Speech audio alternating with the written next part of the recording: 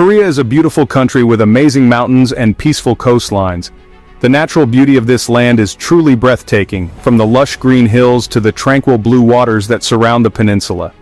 The landscapes are not just scenic but also hold deep cultural significance for the Korean people. It also has a really long and interesting history. The artifacts and historical sites scattered across the country tell stories of a rich and diverse past. Ancient maps and documents reveal the evolution of Korean civilization over thousands of years. For many years, Korea was one united country. The sense of unity was strong and the people shared a common identity.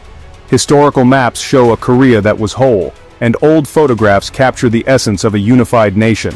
The people had a shared culture and history. Traditional festivals brought communities together, and families dressed in traditional clothing celebrated their heritage. Daily life was rich with customs and practices that were passed down through generations. From the time of the Three Kingdoms to the Joseon dynasty, Korea was successful as a single nation. The ruins of ancient kingdoms and the artifacts from these periods are a testament to the country's long-standing unity and prosperity. Koreans spoke the same language, followed the same traditions, and felt very connected to each other. The language scripts on ancient scrolls and the traditional ceremonies practiced even today reflect this deep sense of connection and continuity. Art was important, and Koreans built beautiful palaces, temples, and made amazing crafts. The intricate designs of traditional crafts and the grandeur of historical palaces and temples highlight the artistic achievements of the Korean people. Sadly, this long history of togetherness would be challenged in the 1900s.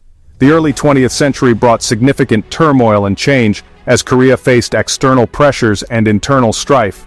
Protests and conflicts marked this period, leading to a divided nation, and Korea would become divided.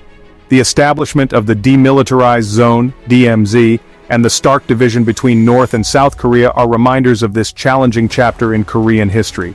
The once unified peninsula now stands divided, but the legacy of unity remains a powerful part of Korea's identity. The early 1900s brought a lot of trouble to Korea. The country was facing internal strife and external pressures, making it a tumultuous period in Korean history. In 1910, Japan, which wanted to be more powerful, took control of Korea and made it part of its own country. This annexation was not just a political move but a strategic one, aimed at expanding Japan's influence in East Asia. This was a very sad time for Korea, and Japan ruled over them for 35 years. During this period, the Korean people faced numerous hardships, and their way of life was drastically altered. Japan tried to get rid of Korean culture and make Koreans forget who they were. They implemented policies that aimed to erase Korean identity and replace it with Japanese customs and traditions. They forced Koreans to speak Japanese, follow Japanese customs, and live under Japanese rules. Korean schools were mandated to teach in Japanese, and Korean history and language were suppressed. Korean people had to do hard labor, and they were treated badly and unfairly.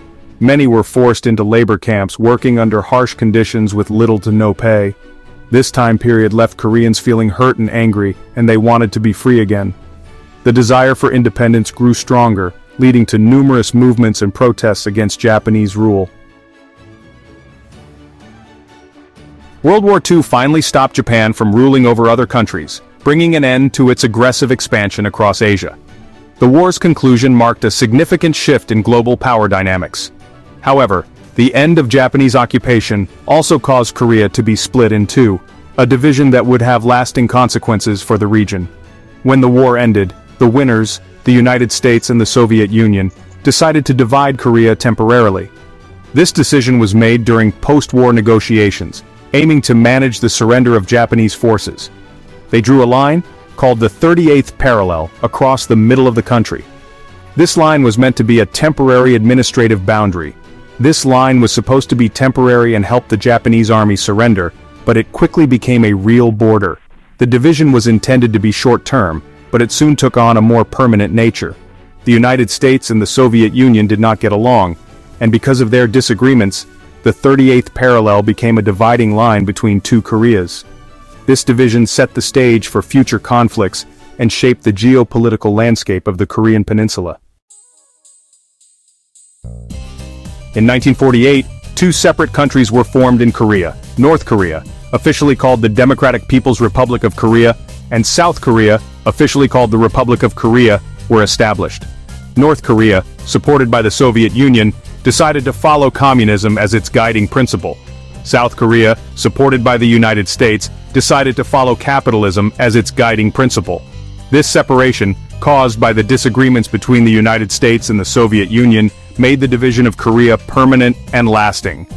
Two different ways of running a country and its economy started in North and South Korea, making the once united country even more divided and separated.